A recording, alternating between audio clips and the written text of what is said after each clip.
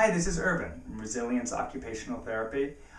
In this video, I'm discussing education as it relates to COVID-19 pandemic. In the other videos, we're talking about other occupations, meaningful activities we do, basic activities of daily living, and instrumental activities of daily living. In this video, we're talking a little bit about education.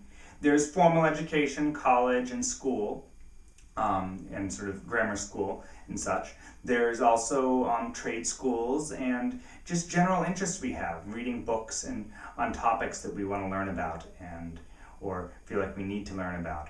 And it's important that during all of this we make sure we're continuing to educate ourselves. These are meaningful activities that better us as people, make us feel more fulfilled and move forward in the world, and are quite important. There are online resources, lots of free college courses I think are becoming available. You might not be able to get college credit for them unless you pay, but you can explore a new interest. YouTube is just chock full of all sorts of ideas and things you can do.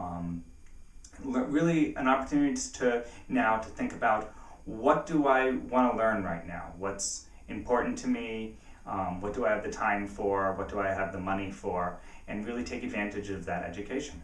I do realize that things are more challenging right now. You might be doing school from home. You might be sort of bored and not have the access to the library the way you're used to.